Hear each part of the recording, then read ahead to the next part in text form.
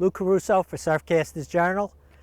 Today, I thought I might take a moment to go over some blanks and the actions on the blanks, where you might want to use them, how you might want to use them, and the nuances that are going to help you either cast further, be a more durable rod, give you more sensitivity, just overall help you out, whether it be a factory rod, store-bought, El Cheapo, or even a custom rod.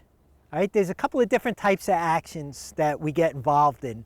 One of the ones that's most prevalent here on the East Coast, striper fishermen like a moderate action rod.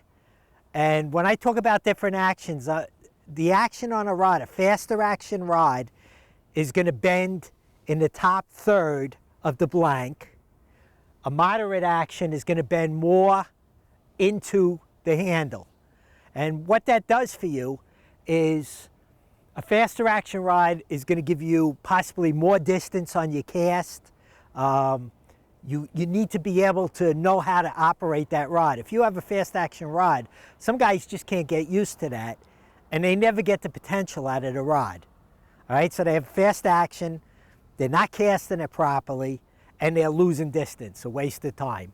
Whereas you get a guy that fishes, say, Cabo, and you're fishing rooster fish, and everything's out 150 yards or better, you need something that's going to reach and hit those fish. The downside of something like that is if you're here on the East Coast and you're fishing like that, you have a fast action rod. Years ago, one of the companies came out with a fast action rod. It was a great rod, cast a mile. But what was happening is in the early spring, bluefish came in, and they were all big bluefish. All went 12 to 15 pounds. And these guys were hooking them up at the end of the cast. And they're a killer because you're fighting that fish with a third of the blank. A lot of power at the bottom end, but you're actually fighting that fish at the top third. So what was happening, these guys were getting beat to death. And at the end of the day, they were exhausted. They had pain in their necks, pain in their shoulders. Whereas if you're using a more parabolic rod, it's not going to cast quite as far. But when you hook up with a fish, that whole rod is going to work for you. Right? Big difference. So I have a few rods here. I thought I might be able to show you. You have the old GSB, the Lamiglass GSB, the old standby 132 1M. This rod, in its heyday when it first came out, was the go-to Northeast rod. All the guys in Montauk had it. One of the first graphite rods that everybody had after the Kennedy fishes. Great rod, but it would fatigue you to death. It was a heavy rod. They were all built with the big honking hard alloy guides. The rod weighed a ton. It was a nuisance. Nowadays, if you build this rod properly, and you build it with the K-frame Fuji guides, and you use a semi-modified concept layout, meaning you don't go strictly by the letter of what a concept layout is, these rods are pretty light, and they're a real good fish fighting machine. Very durable. You get a lot of use out of them.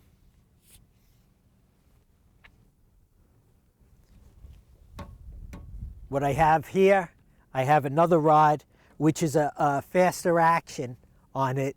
I thought I might show you. I'll hook it up here, and you can watch the bend on it, and you can actually see a faster action, how more of the bend is in the tip for fish fighting. So now, as you can see, as I tighten up on this rod, you'll see the tip section is where all the bend is. You can see there's very little in this section. Everything is in the tip. Right? It's not a fast action rod. This is a moderate fast, but you can get the idea. Your bend doesn't come all the way down. All right, here I have a more moderate action rod, and you'll be able to see that the bend goes further down, and fish fighting wise, you're using the entire rod instead of that tip section. As you can see, the more pressure I put on this rod, the deeper this bend goes into the blank.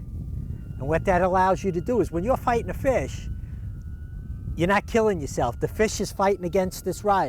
It's fighting against all of these contact points all the way through the blank. And that's going to give you better fish fighting ability and allow you to not kill yourself and fatigue out quite as quick. I wanted to show you these things so that in the event that you're looking to get a new rod, you're a little more informed. You have a better idea what you're looking for, the action that's going to suit you best for your type of fishing. Hopefully this helps. Besides picking colors, all the fancy dress work that goes on the rod, you want it to be a machine. It's a tool. It's a tool, plain and simple. You want it to work for you to its fullest capability. And I think with this little bit of knowledge, it's going to go a long way in helping you making your choice.